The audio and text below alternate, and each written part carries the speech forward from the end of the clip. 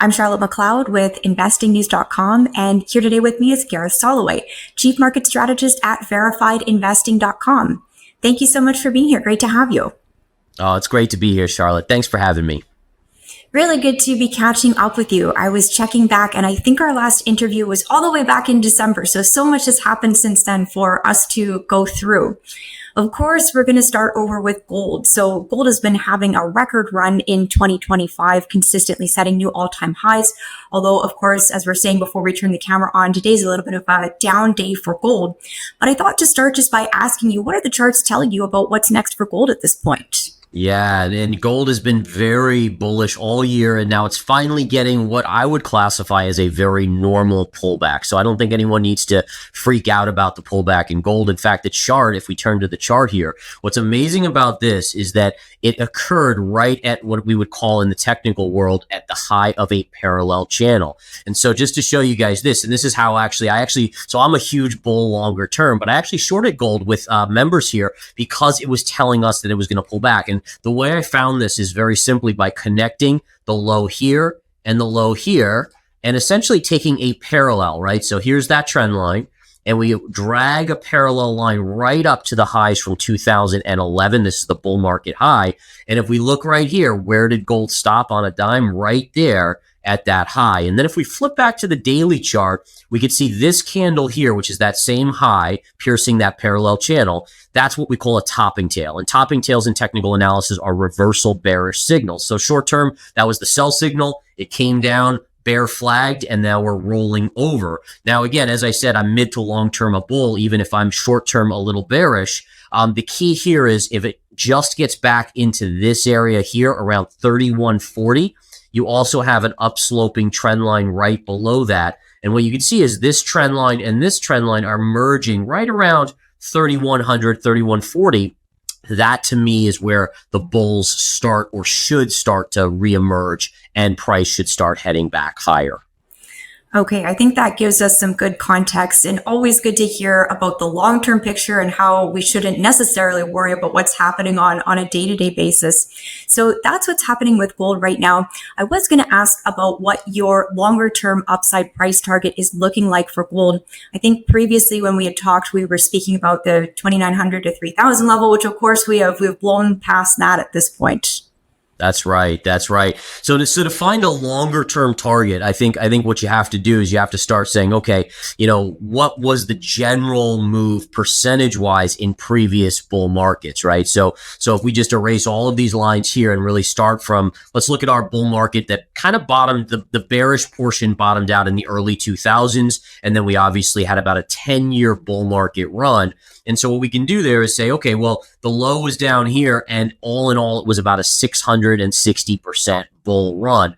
And then if we go back to, let's say we go back to the bull run from the lows in 1976, and we go all the way up to the bull market high, that was about a 750% run. So it looks to me like maybe percentage wise, here you have 750, 660. It looks like about 100% less maybe on the future side of things. So what we would then do, and again, this is just one way, right? So I want to be clear. It doesn't mean this is going to be the answer, but if we're really looking for that, potential upside on the charts, we actually could go up and do, let's say instead of 660, we do 550, and that would take us up to about a $7,000 price target, give or take. So again, this is just one way to do it, where I'm saying, okay, well, historically, the bull run of the 70s into the 80s was 750%, 660, 550-ish, 560. So it's about 100% less each time, but that gives us at least some basis to kind of figure out a potential upside price target. And again, I don't know when this will hit, right? Is it in the next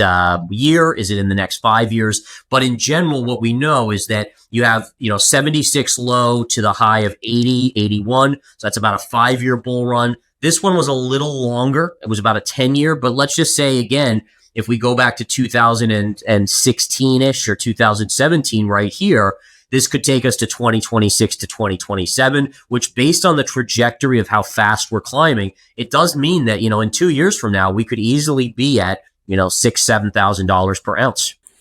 I think that's really good context on what could be coming for gold. And I know that you're constantly reevaluating. And of course, we are in kind of unprecedented circumstances right now. So timing is definitely a little tricky. I can tell that. I wanted to also ask you about the gold stocks, if we can look at what the gold stocks are doing as a group. I know from what I'm hearing elsewhere that when they're doing their earnings, we're finally starting to see that really high gold price reflected there. But again, curious to see what it is playing out in the charts.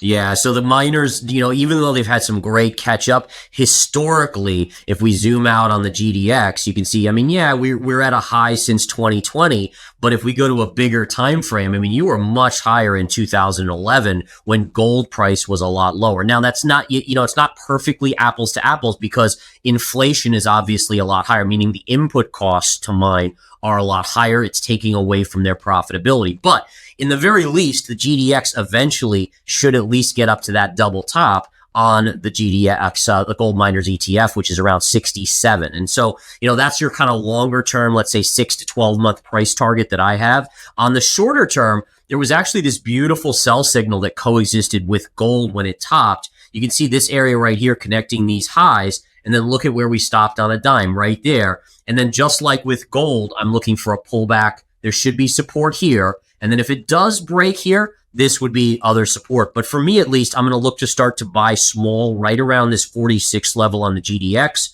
And then I'll add more at around 42, this other trend line. And again, I think it's important to understand is that, many people are emotional in terms of their investing.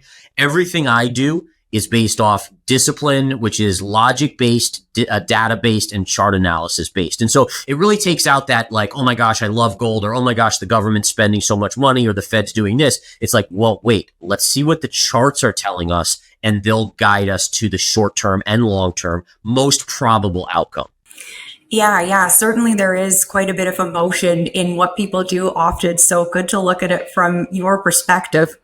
So that's gold stocks. And I know there had been some frustration surrounding the gold stocks last year, and that's maybe improving at this point. But where I still see frustration playing out is with silver. People are looking at the silver price and thinking, okay, so I've heard that silver should catch up to gold when gold is running. So what's going on? Curious to get your thoughts on what's happening there and when we might see that breakout for silver. Yeah, and silver has been tricky. People are watching silver fans are watching gold, and gold is just ripping to new all-time highs. And needless to say, silver is not even close to an all-time high at this point, trading just above $32 per ounce. Couple things on silver that are interesting here in the short term. We can see it. There was this downsloping trend line. We broke above it. We kind of hammered, we bounced again, we broke through it, and then we reestablished ourselves back above it and then have kind of held this level. So as long as this line holds, I think you remain slightly bullish on it.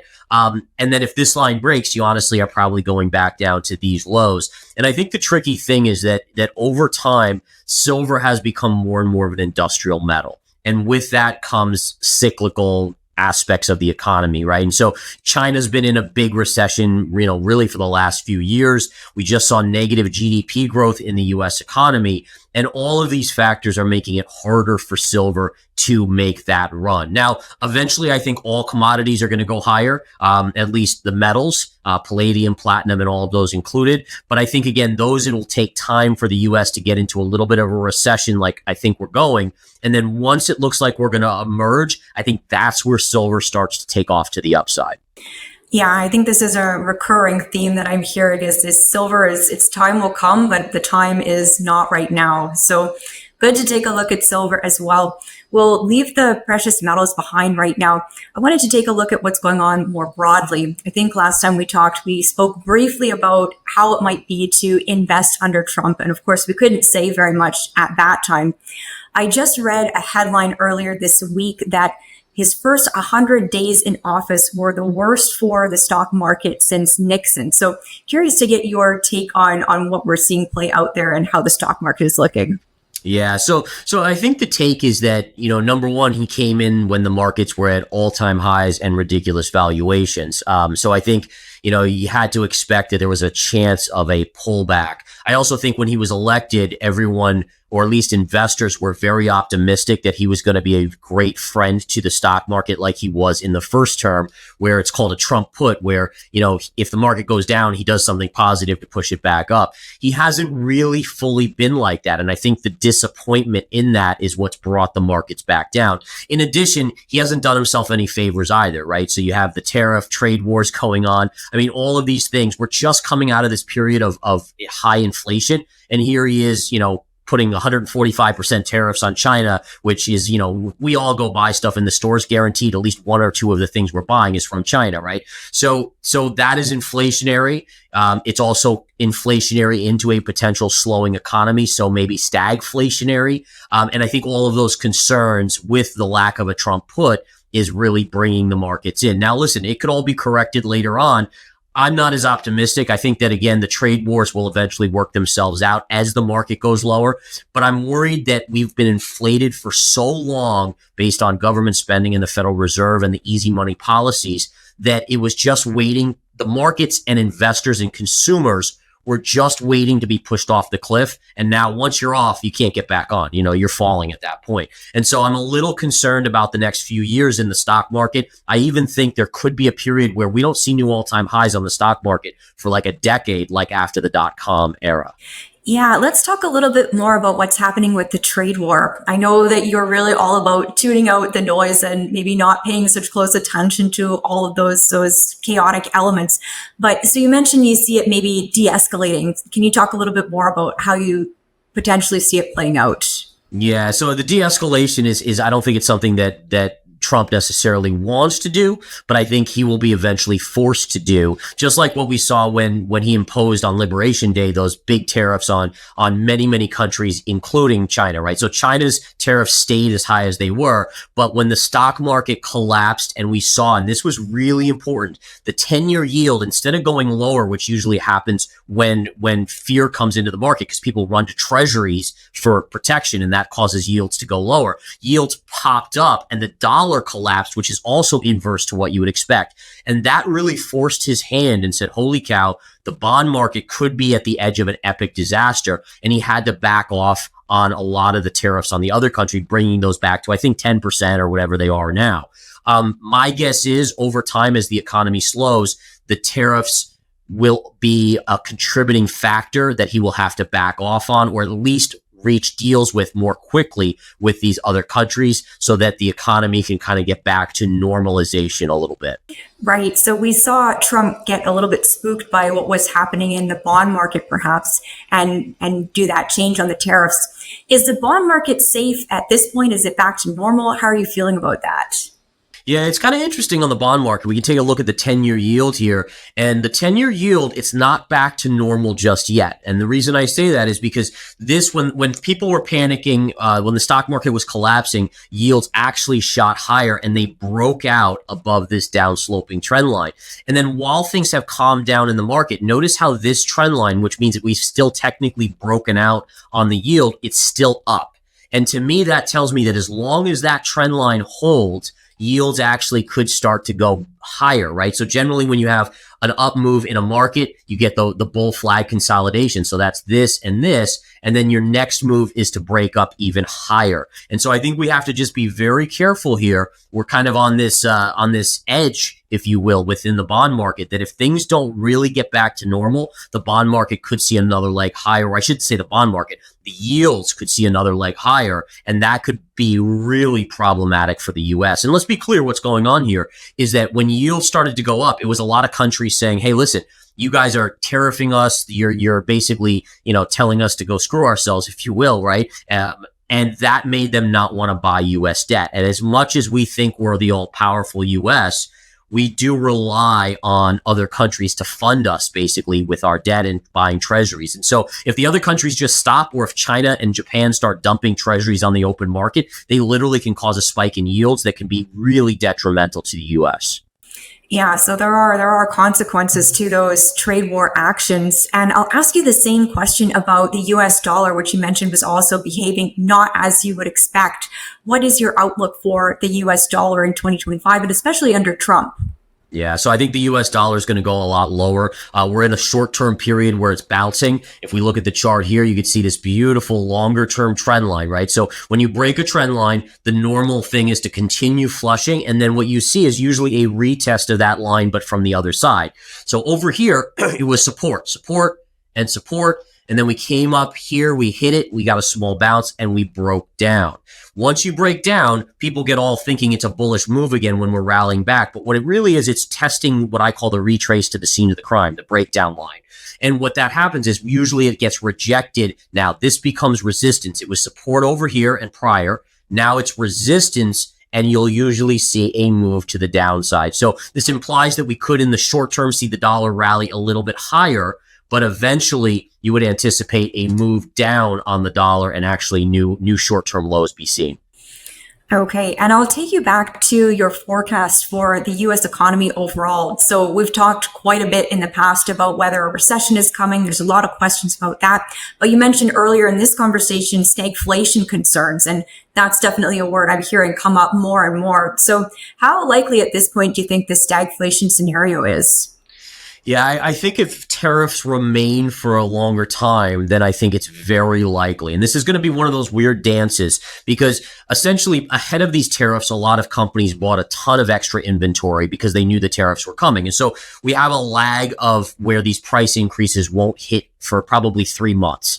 But if the tariffs are not adjusted or lifted within 3 months, then you'll see that those bigger price hikes start hitting the economy. And that's where, again, you'll start to see, we obviously see a negative GDP number in the first 3 months of the year. You have to assume with the tariffs and the fear that we'll see another negative number. So that means recession. And then if we do not have a remedy for the tariff war and the trade wars in 3 months from now, you should start to see a pop in inflation. And I think that's where you basically have this window of 3 months or 3 months from Liberation Day to get a deal done to avoid the spike in inflation. Otherwise, we will see stagflation. Okay. And of course, we have to talk about next steps from the Fed. We've got the next meeting coming up. We've had these clashes between Trump and Powell. They've got different ideas about what should be happening with interest rates. What do you think happens at that next meeting? And we can talk about beyond that as well, if you like.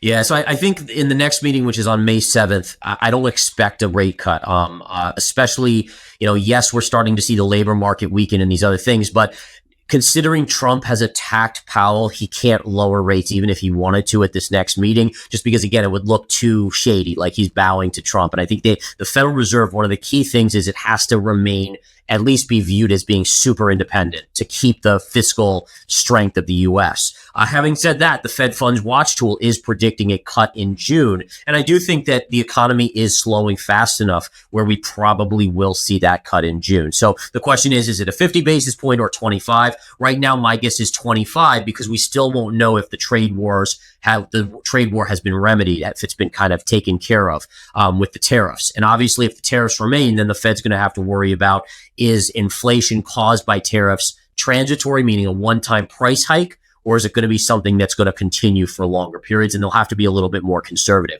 But if somehow you get the trade wars to essentially be done with and the tariffs essentially removed, then I think the Fed would be much freer to lower rates quicker.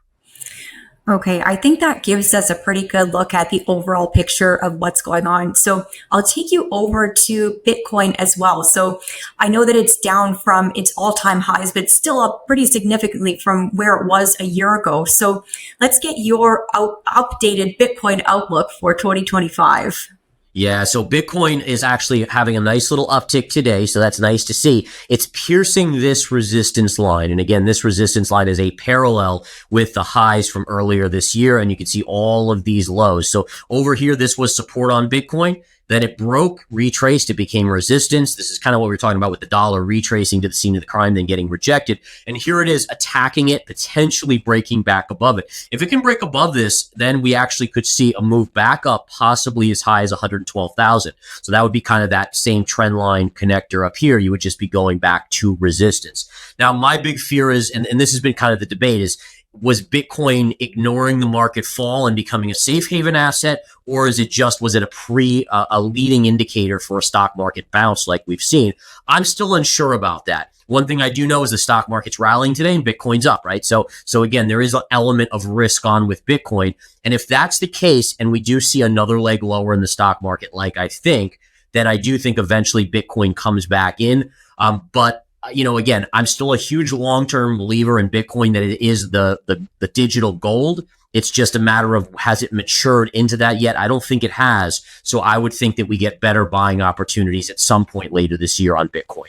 All right. And I'm interested to hear what you think about Trump's potential impact on the cryptocurrency space as a whole, because he's got a more positive attitude, I would say, that I would think could be helpful. But then he also has his meme coin going on, which could potentially be harmful, I would think. So What do you think his overall impact will end up being? Yeah, so I know the crypto market and crypto investors were so excited because he's much more crypto friendly. I'm a cynic in that, I believe that politicians try to get votes, and being a friend to the crypto space was definitely a way to do that. And then he launched his meme coin, his Trump coin, right at the height of it. I mean, that thing went up, and you see literally accounts getting Trump coin put in and then they're unloading, which again is probably his buddies or whatever it is. And listen, it is what it is. More power to him if it's legal and everything like that to make a ton of money. But I'm a believer that he's a politician. He's doing things for votes. I don't personally think he cares that much about the crypto markets, other than just doing what's popular to the crypto investors to get those votes. And again, that's my bigger concern, is that, he was able to do things that made him a lot of money in the crypto market, like his coin. The question is, do we see long-term action and continuation of positive reforms in the crypto markets, now that we're past that inauguration in the first 100 days? I think that's a very, very fair way to look at it. So we'll keep an eye on what he's doing with cryptocurrencies and see where it goes. Before I let you go, I'll ask you, are there any other areas you're interested in right now? I know a lot of people are looking for safety right now, but they also might be interested to hear other trades that you are finding interesting. Yeah, so for me, I've been mainly looking more towards safe haven investments in the stock market. So for instance, Pfizer's been on my radar, pays a 7.5% dividend yield. It's low on the chart, basically at multi-year lows. Those type of names that are trading at 7-8 forward PE ratios, that's really where I want to be hiding right now. Because again, number one, it pays me, if it's going to pay me 7.5 or 7% per year, even if it goes down 7%, I'm at least break even. And if it goes up, it's even a better bonus, right? And again, it's at the low end versus a lot of these stocks are still very close to their 52-week or all-time highs. So tech stocks, I'm still very nervous about those. I think if we do hit a recession, those will have another major nosedive. And then I am deploying some money in outside the U.S. investments. EWZ, the Brazil ETF, I love that one. I think China, if we can figure out a resolution to this trade war, there's been so much money that has come to the U.S. over the last 10 years. It's now starting to look for other homes. There's a lot of lower or more inexpensive investments in foreign countries, and I think that's the next bull market. Okay, really good places for us to examine as well and see if they'll work for us. Any final words that you would leave investors with? I know it's a very tricky and volatile time right now. Yeah, so stock market, I think the S&P's bounced 14% off of its April 7th lows. Just keep in mind that in 2008, 2009, the great financial crisis, we had 12 bounces of at least 10% during the financial crisis. So bear market rallies can seem like new bull markets, but be very wary. In the dot-com era of 2000, when the dot-com collapse occurred, we had 10 bounces of 14% in the market as well. So again, I guess the point is don't get necessarily fooled. Look at the data, look at the charts. And for me, the charts are saying, be very careful. This is probably a bounce before another leg lower. Okay, very good advice. Easy to get excited when you see those things, but to have the context there is really important. So thank you so much for coming on to go over what's happening in gold, silver, the markets. This is really invaluable as always. Oh, thank you so much, Charlotte. You have a great one. Of course. And once again, I'm Charlotte McLeod with investingnews.com. And this is Gareth Soloway with verifiedinvesting.com. Thank you for watching. If you like this video, make sure you hit the like button and subscribe to our channel. We'd also love to hear your thoughts, so leave us a comment below.